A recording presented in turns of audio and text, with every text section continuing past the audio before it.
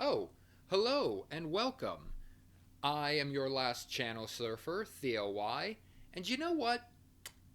I think remakes get a bad rap. Reboot it, renew it, reshoot it, redo it and reuse it, retool it, abuse it, just do it if you wanna make some easy cash. Just recycle A lot of times when we hear the word remake, we automatically think, oh god, not another one of these. Why can't anybody come up with any new ideas? And for the most part, yeah, people are kinda right. That being said, just because a show might be a rehash doesn't mean it's without value. Recently, there has been a very large uptick in remade shows that are not only as good as their original counterparts, but sometimes even surpass them. Inconceivable! So with all of that in mind, I want to take a look at a few remakes that may be a bit lesser known, in order to figure out what exactly makes them a good remake and what we can do to make more like them. Now to preface this, these are only going to be shows that I've already seen, and these are my personal opinions.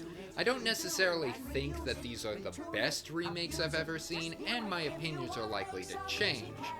But still, I'm going to try to give an objective look at these shows to figure out what made these remakes, reboots, and renews work. So without further ado, let's take a look at the top 5 renews, reboots, and remakes that certainly needed more attention. For a guaranteed rating smash, dig it up out of the trash. Come on, just reboot it.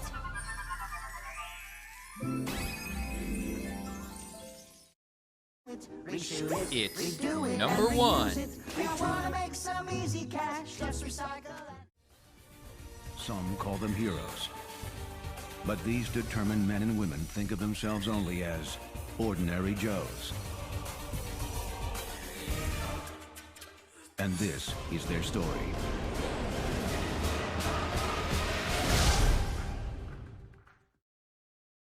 So our first show to start off is G.I.Joe Renegades, the show that borrows many of its characters and storylines from the titular cartoon known as G.I. Joe, while also having a fair amount of inspiration, ripping off, plots from the A-Team show. Though I think you'll agree, if you just take a closer look, you'll see that these shows don't really have that much in common.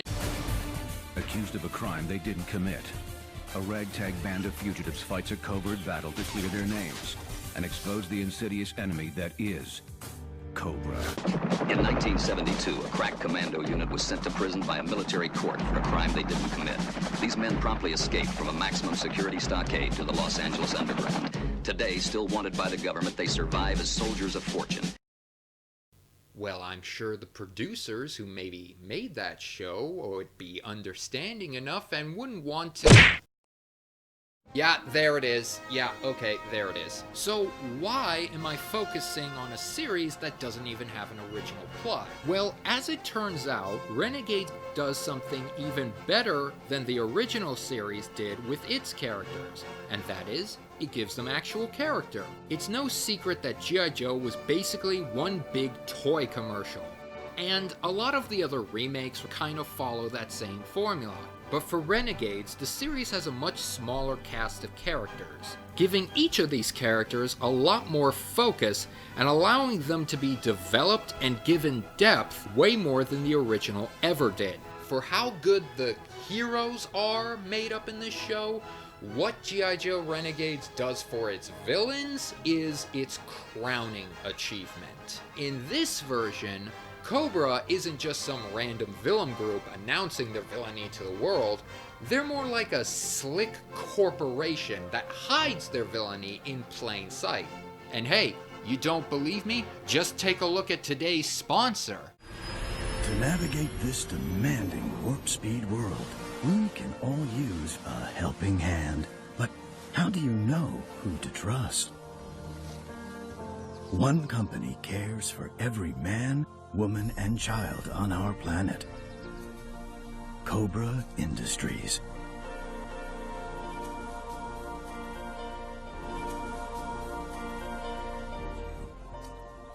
Now you know, and knowing is half the battle. Already, this concept makes the show way more interesting. All in all, it's a good show with great heroes and even better villains. What more can you say but Yo Joe? Reshoot it, redo it, and reuse it. It's number 2. My name is Nikita. 6 years ago, I was taken out of prison and forced by a covert unit of the government to be an assassin. 3 years ago, I escaped and have been hunted ever since. I was the first recruit to get out. I'm going to make certain I'm not the last.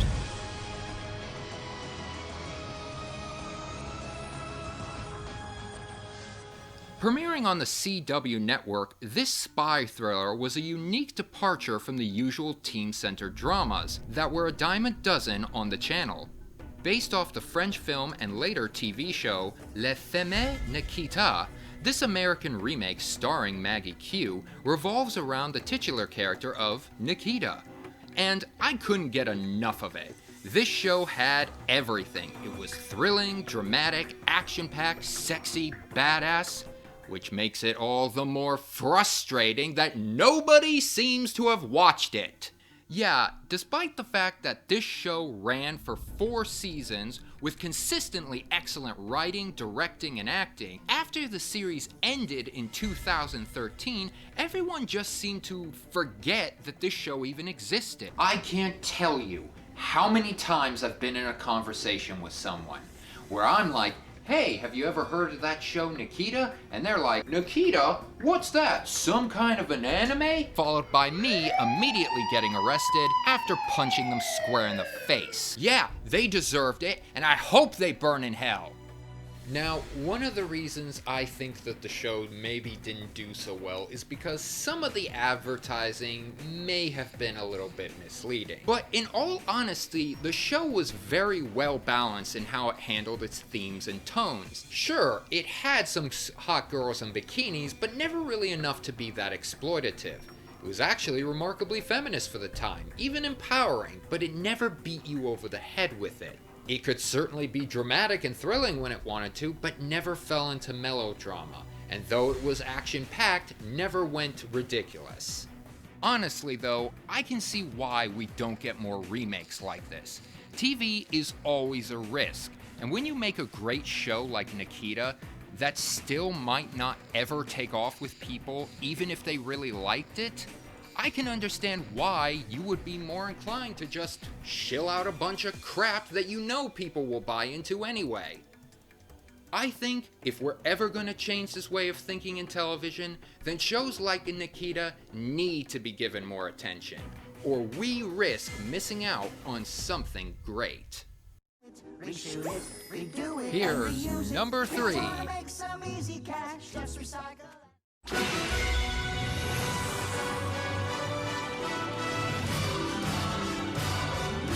Thundercats from 2011. In this adventure fantasy show, we see the story take place on the planet of Third Earth, a dangerous alien world ruled over by the noble warriors and furry enthusiast, Thundercats. But when the Scalies invade their DMs, and the kingdom is destroyed, leaving only a small group of survivors to rebuild. Now Lion-O, Tigera, Chitara, the Wily Cat twins, Panthro, and whatever the hell Snarf is, must strike out to find a new home for their people and defeat the evil sorcerer known as Mum-Ra. So yeah, when this show first came out, it was pretty cool, and it still holds up remarkably well, even today. Yet I almost didn't put it on this list, mainly because it's an incomplete series. When I did a little more digging, I discovered that a lot of fans were still advocating for the show even today. There's even a few petitions to get the show back online. I realized that any show able to elicit such strong feelings decades after it was canceled was worth a closer look. And the show did have a lot going for it. Even though it was based on a 1980s cartoon of the same name, Thundercats was very much a standalone series that greatly expanded the scope and lore of the original franchise, being visually and tonally distinct from the camp qualities of the original 80s cartoon. thanks in large part to its anime-like aesthetic, as well as its greater focus on in-depth storytelling with more complex characters. This begs the question, however, if you had such a good show that people clearly wanted to watch, why was it ever canceled in the first place? Well, I think how the show Thundercats was handled really highlights a problem that has plagued lots of shows, whether they were remakes or not, and that is the disconnect between a show's audience and a show's creators.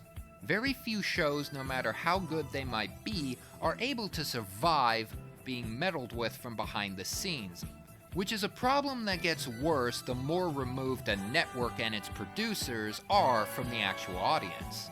This issue was further compounded in the early 2010s as more and more people were migrating over to the internet to watch their favorite shows.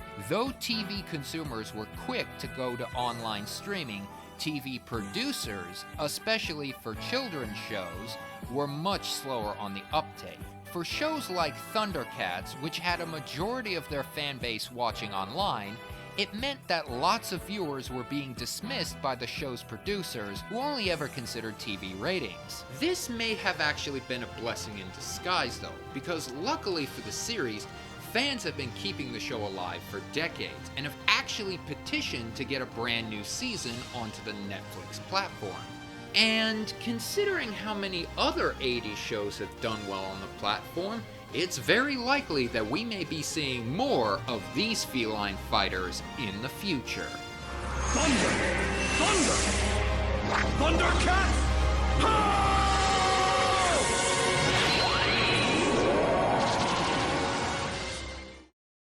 Reshoot it, redo it, and reuse it. Moving on to number 4. Just recycle it.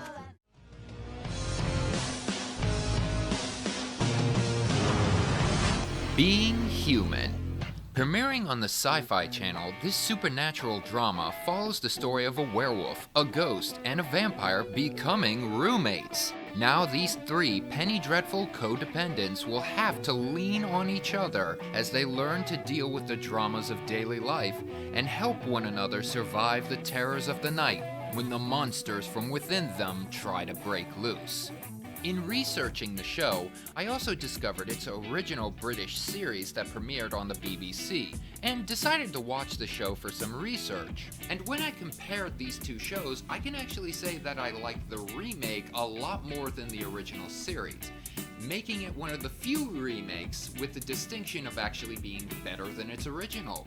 One reason I prefer the remake is because it puts a lot more emphasis on the monstrous aspects of its characters and how they relate to their personal hang-ups. Josh the werewolf, for example, is a timid, awkward, but still good-hearted kind of guy whose personality violently juxtaposes the savage predator he becomes every full moon. I'm willing to bet that after that drink, we end up in sex. In bed. Sexing in bed. There's also Sally the ghost. She's an extrovert and the life of the party, which very much works against her after she dies and is forced to deal with the constant isolation of being a ghost. 6 months of a one-sided conversation. Me ranting, people just walking through me. Remember with these vegans? Like, this isn't Burning Man, you can shower. And then there's Aiden the vampire. He spent over 200 years doing some of the most horrible things to people, and he wears the guilt for those actions on his sleeves. But ultimately, his is a story about addiction. You really get the idea of this man trying to be better, but always just one single mistake away from falling back into some bad habits. So out of everything we've discussed today, what I particularly enjoyed about this remake is that in a world where lots of remakes are commissioned but rarely ever enjoyed, Being Human strives to not only be as good as its original, but even be greater than the sum of its total parts. Who knew the hardest thing to do in life was just being human? Reshoot it, redo it, And now, at number 5. Just recycle it.